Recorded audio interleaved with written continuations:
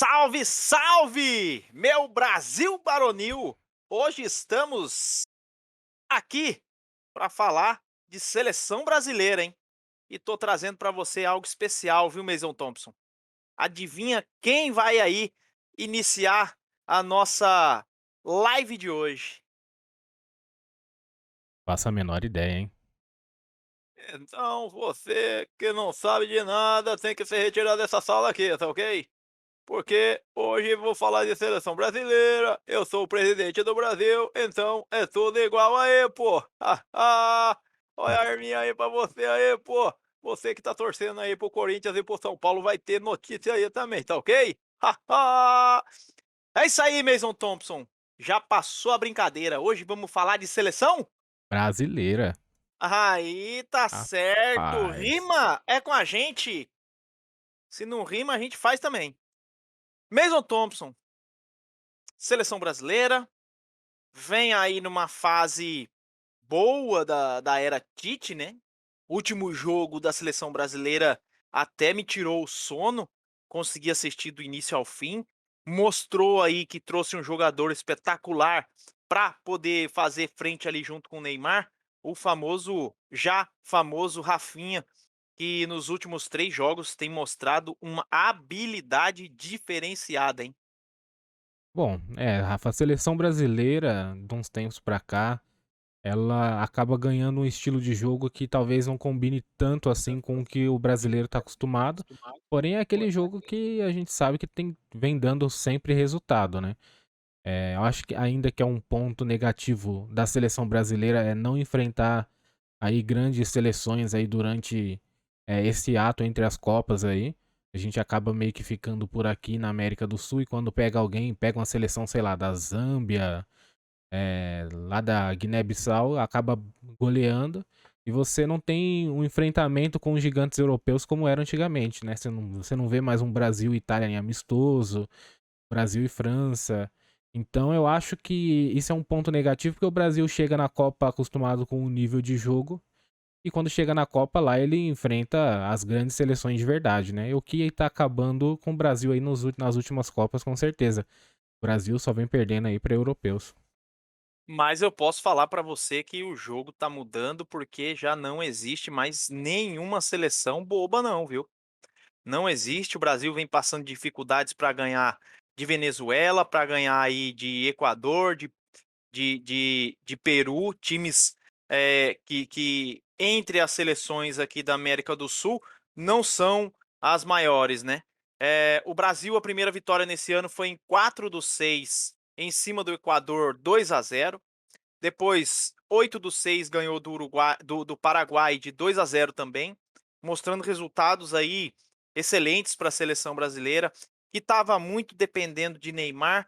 Uma coisa que me tira e que me deixa muito desconfortável é ver uma seleção dependendo só de um jogador e esse jogador acabar se achando na responsabilidade de que ele tem que levar a seleção nas costas, de que ele tem que ganhar sozinho o jogo.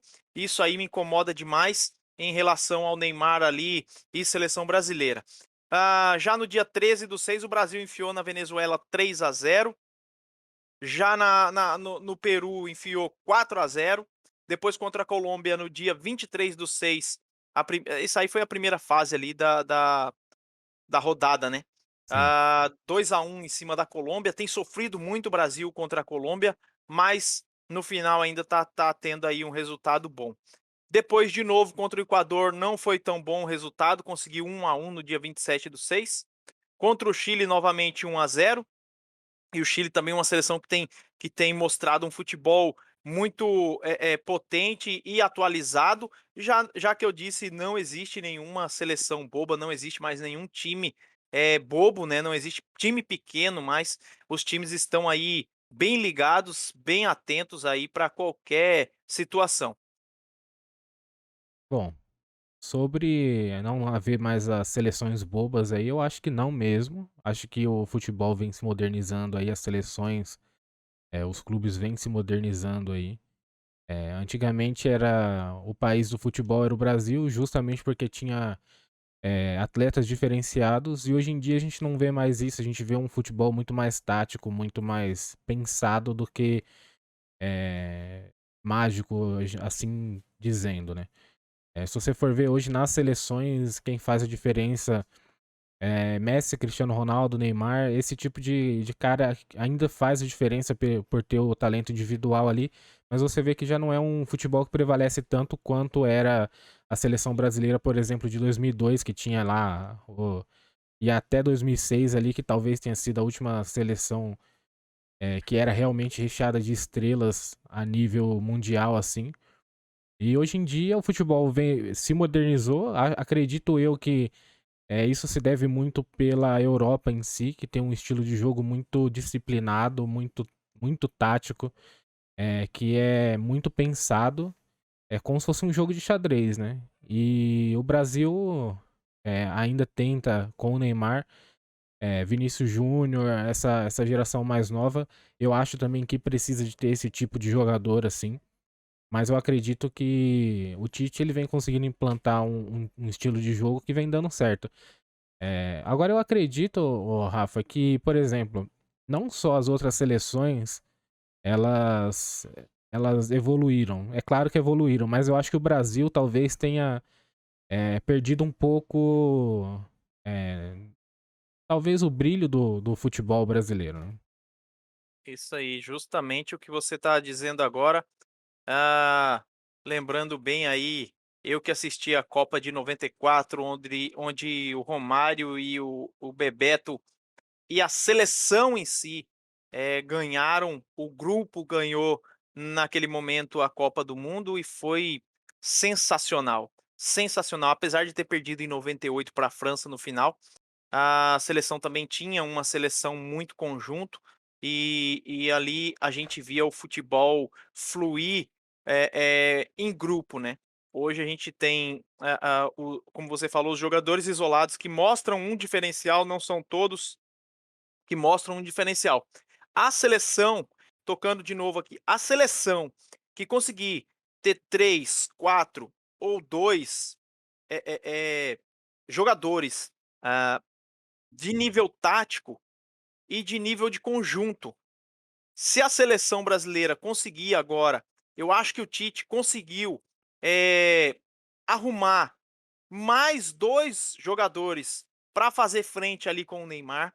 O último jogo foi espetacularmente diferente do que a seleção vinha apresentando, ia tendo jogos que ela ia ganhando, parece que ia ganhando na sorte, uma bola sobrou ali, aquele jogo bem difícil de ganhar. Perdemos o primeiro jogo em 10/7 para a Argentina 1-0, ganhamos do Chile depois em 2/9 1-0.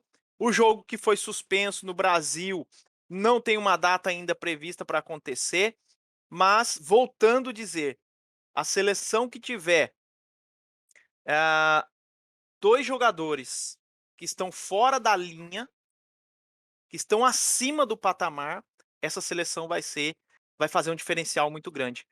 Eu digo pela última o último jogo da seleção brasileira, comparando a um jogo a um jogo não, ao meio do ano lá, quando estava se jogando ali, no mês 6 ali, em junho, a seleção tinha um estilo de jogo diferente do que jogou agora os 3 últimos jogos. O Tite conseguiu colocar o Rafinha do lado direito, o Neymar do lado esquerdo e um atacante ali pelo meio. Então, agora os jogadores não estão mais preocupados só com o Neymar lá no canto. Você tá entendendo? Sim. Não estão só preocupados com uma peça do jogo. Agora eles estão com 3. Então, o Brasil, a seleção brasileira, tá com 3 fora da linha ali. Esses 3 são Rafinha, Gabriel Jesus e Neymar. Tirando o Gabriel Jesus, a gente tem o Gabigol, que tem feito aí um diferencial no brasileiro, tem mostrado futebol, mostrou para o que chegou, fez um gol agora na seleção brasileira e com certeza tem a sua vaga garantida ali, com certeza para entrar na seleção. Acredito que merecidamente a vaga na seleção aí para o Gabigol, porém, ele ainda precisa se encontrar com o estilo de jogo do ataque do Brasil ali. Às vezes eu acho ele um pouco perdido. É muito também porque o time do Flamengo, ele meio que joga pro Gabigol, né. O Gabigol é a peça central ali, importante ali do time do Flamengo, e sempre tem o Bruno Henrique que dá os passes, sempre tem o Everton Ribeiro, e na seleção ele é meio que dividido, né, até porque tem o Neymar ali, tem outros jogadores. No momento ali que começarem o jogo a fluir, eu acho que o Gabigol tem tudo pra engrenar na seleção também. Agora, a questão que eu levanto aqui é que, por exemplo, o Brasil ele vem com essa geração, a gente sabe que essa, digamos, essa leva de jogadores jovens aí que o Brasil tem agora, inclusive já são bicampeões da Olimpíadas, né? A gente vê aí o Gabigol que foi campeão da Olimpíada e já tá na seleção principal. A gente teve aí o Rodrigo Caio, o Antony, e o Brasil foi campeão 2 vezes aí da Olimpíada seguida.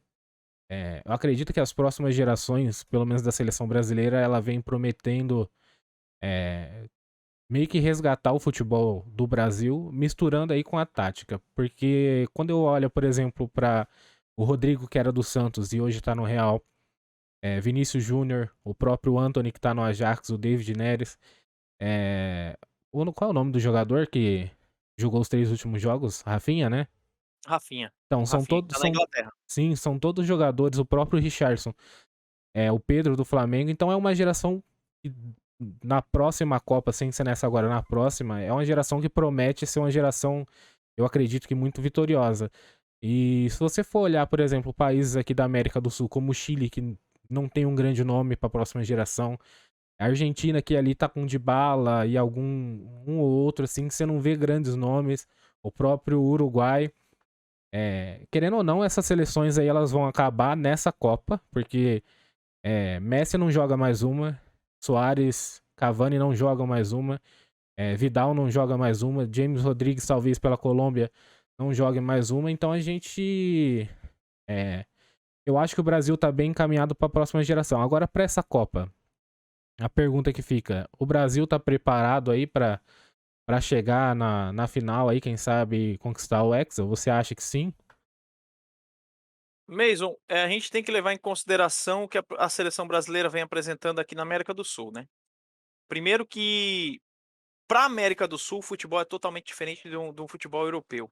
Então, depois dessa rodada agora que o Brasil vai jogar o próximo jogo, dia 11/11 contra a Colômbia novamente, e 16/11 contra a Argentina pela terceira rodada, certo? Levando em consideração que ganhou de 4-1 do Uruguai, eu acho a seleção do Uruguai uma seleção já abatida. Por quê? Cavani e, aquele outro atacante lá, que eu esqueci o nome Soares. agora, o Soares, já estão numa idade avançada para a seleção. Então o Uruguai aí não pode entrar como base para uma seleção brasileira que atacou, que colocou o Uruguai no fundo, que não deixou, que abafou o Uruguai. Então a seleção mostrou um futebol no último jogo, uma seleção que pode sim, na Copa do Mundo, chegar longe. Porém, a gente tem que ter esses jogos na Europa contra seleções grandes. Itália, Espanha, França, ah, ali a Alemanha. Então, a seleção brasileira tem que ter esses testes. Não adianta jogar com time americano, não adianta jogar com time. Pode ser que jogue até com time africano, um time que seja como ali Costa do Marfim, que é muita pressão, o jogo todo é pressão demais. Eu sou a favor de um jogo desse, sim. Não tenho nenhum medo de falar isso. Eu acho que a seleção brasileira teria que ter, sim, esses afrontes aí, essas partidas para que a seleção mostre realmente o futebol que mostrou no último jogo contra o Uruguai. Bom, para a próxima Copa aí, ô Rafa, tem algumas seleções aí que elas vêm forte, né? Se você for ver, por exemplo, a última Eurocopa, a gente teve aí a Inglaterra, que vem com um time muito bom, inclusive aí com jovens promessas aí. A própria França, a Alemanha, que sempre vem forte em Copas, nunca fica de fora ali. A Bélgica, a Itália, que foi campeã, obviamente. E é claro que sempre tem uma ou outra que pode surpreender, como a Croácia já surpreendeu, entre outras seleções aí. Nesse ranking aí, de seleções aí, você colocaria hoje o Brasil, assim, em qual nível aí? Primeiro, segundo, terceiro, quarto, quinto? Eu acho que em quinto lugar. Atrás de quem ainda? Aí eu acho que vem a seleção da Alemanha, França, Espanha e Itália. A Itália tá com uma seleção extraordinária, até merece aí acho que o segundo lugar ali, se não o primeiro, viu. A seleção da Itália acho que a quarta colocada ali seria a Espanha, primeiro vou modificar aqui o que eu já disse, seria a Itália, França, Alemanha, Espanha e Brasil. O Brasil para poder subir nessa minha concepção, eu acho que o Brasil teria que enfrentar sim seleções aí de alto escalão. Sim, eu já acho que o Brasil aí, nesse ranking aí, talvez fique em terceiro aí. Talvez hoje perdendo, pra Itália e Inglaterra, que eu acredito que são 2 seleções fortes aí. Aí vem o Brasil, talvez um pouco ligeiramente aí acima da França, apesar do tabu histórico que o Brasil tem contra a França aí. Mas eu acredito que nessa Copa que vem agora, acho que o Brasil ele pode perder para essas seleções aí. Eu acredito que essas 3 seleções podem tirar o Brasil dessa próxima Copa, caso se encontrem aí numa oitava, numa quarta semifinal aí, ou até numa final, quem sabe, né. É, vamos ver o que vai acontecer, né. Se o grupo realmente mudou, pelo que eu observei nas últimas 3 partidas que a seleção brasileira jogou, eu vi uma mudança sim, é uma mudança tática do Tite. O Tite eu acho que até a CBF tem feito certo, tem corretíssimo o estudo aí de tá segurando o Tite na seleção, assim como fez a Alemanha. A Alemanha ficou com o técnico lá, aquele que comia as catotas, né, por mais de Sim. 10 anos na seleção, trabalhando seleção de base e tentando fazer com que a seleção fosse melhorando e colocando a o jogo tático dele para funcionar e funcionou aqui no nosso dentro de casa, como fala o mineiro, né. O 7-1 que será inesquecível em 2014, a Alemanha, e de lá para cá, assim, perdeu um pouco de alguns jogadores, como você já falou de algumas outras seleções, né, muitos jogadores bons vão saindo e vão entrando outros, que pode ser que não continue na mesma pegada que estava antes. Mas eu vejo a mudança da seleção brasileira sim. Se jogar com esse pensamento de grupo, de equipe, e não o pensamento de que só aquele jogador vai fazer a seleção vencer, eu não tenho esse pensamento. Para mim, a CBF está certa e o Tite tem feito um trabalho extraordinário, principalmente nos últimos jogos para cá, colocando a seleção brasileira para frente. Seleção brasileira, ela é uma seleção que ataca, uma seleção que vai para cima, uma seleção que tem que mostrar o seu futebol, o seu o seu jeito brasileiro de jogar futebol. Então, tem tudo para ganhar essa Copa, tem tudo.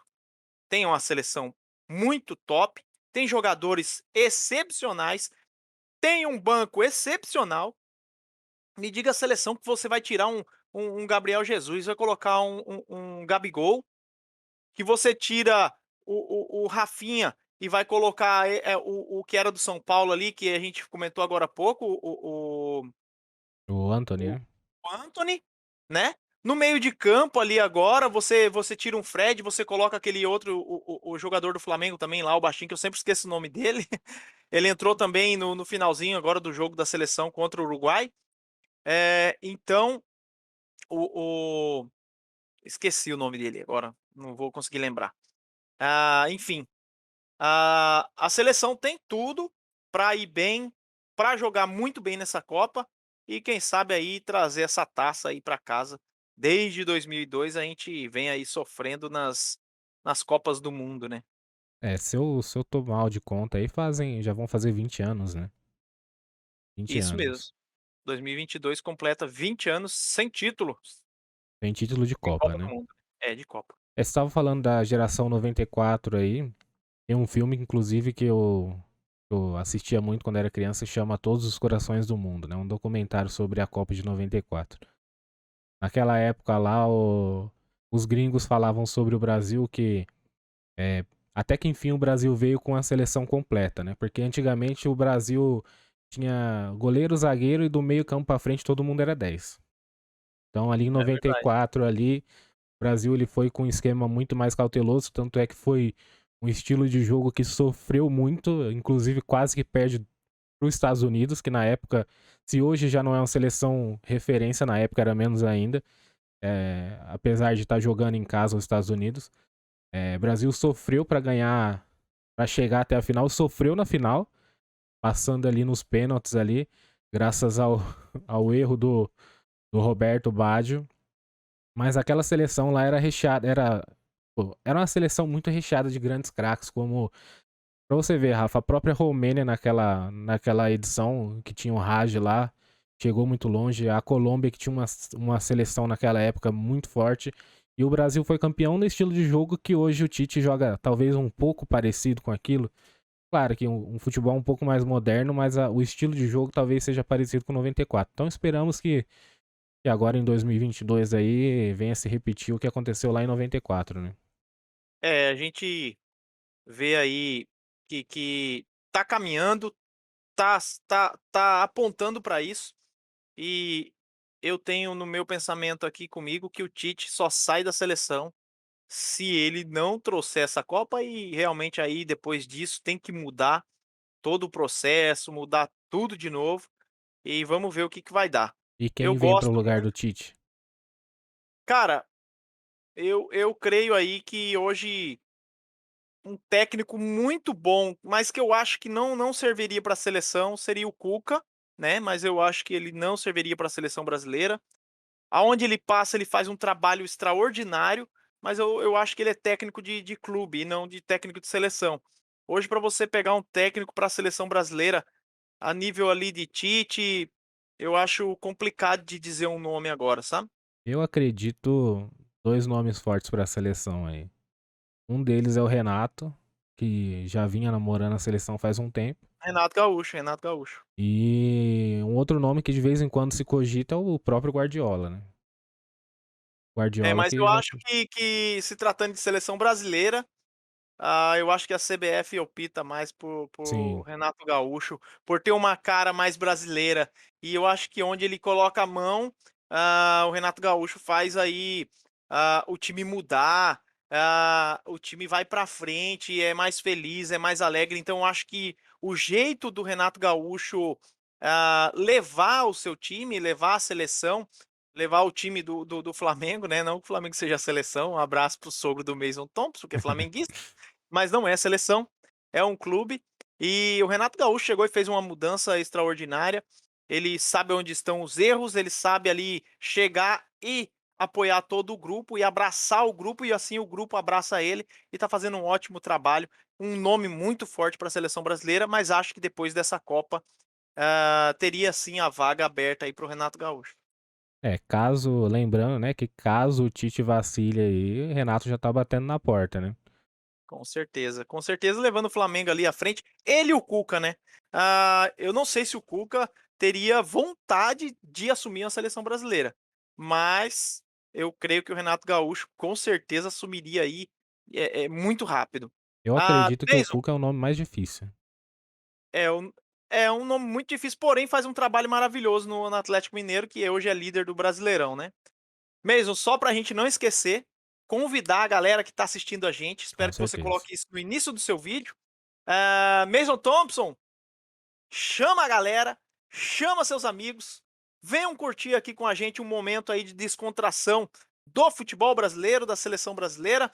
Faça parte dessa família do Fute no Eixo. Aqui a gente está com os braços abertos para te receber e fazer essa família do Fute no Eixo crescer cada vez mais. Deixa aí o seu comentário, comenta aí embaixo no nosso chat qual é o time que você quer que a gente faça aqui um explanado, uma cobertura no geral e falar sobre o seu time favorito, porque a gente já falou de São Paulo, a gente já falou de Palmeiras, a gente já falou de Santos, já falou de seleção brasileira, e aí tem muito pano para manga, tem muita seleção, tem muito time para a gente poder comentar e falar. Então convido você para deixar o seu recado, deixa o seu like, compartilhe o vídeo e se inscreve no canal. Isso aí não paga nada, você só nos ajuda e cada dia a gente pede aí para Deus te abençoar, né não, Mason Thompson? Com certeza, lembrando aí que é totalmente de graça, né.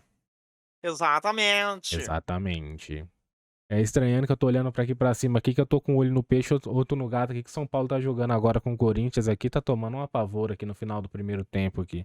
Então vamos torcer aí para o Corinthians, né? Não, de Aqui jeito é Corinthians. de jeito nenhum, eu nunca vi um O santista Santos torcer para hoje o Corinthians. O Santos hoje torce para o Corinthians. Estamos numa situação igual, amiga, é um ponto atrás do outro, então tem que ficar ali grudadinho, vamos torcer para o Corinthians, deixa o Corinthians lá em cima, não Não, tá afetando ninguém, não tá dando trabalho. jamais torcer pelo Corinthians. Agora torcer pelo Corinthians? Não, jamais torcer pro Corinthians.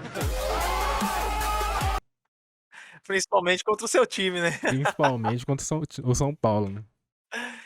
É isso aí, Mason Thompson, vamos ficando por aqui, um beijo no coração de todos, deixa sua mensagem, não esquece, compartilha, faça parte da família do Fute no Eixo, já se inscreve no canal, não se inscreva de se esquecer, isso aí é a mensagem de um querido amigo meu, Thiago Tadeu, lá do canal Mundo Inverso. Um beijo no coração do Thiago e que Deus abençoe sempre ele e que Deus possa nos abençoar também. Beleza, Mason Thompson? É Beijo isso. no seu coração, a gente vai ficando por aqui, até a próxima e torcendo sempre para a seleção brasileira e para o meu Santos paulista. São Paulo.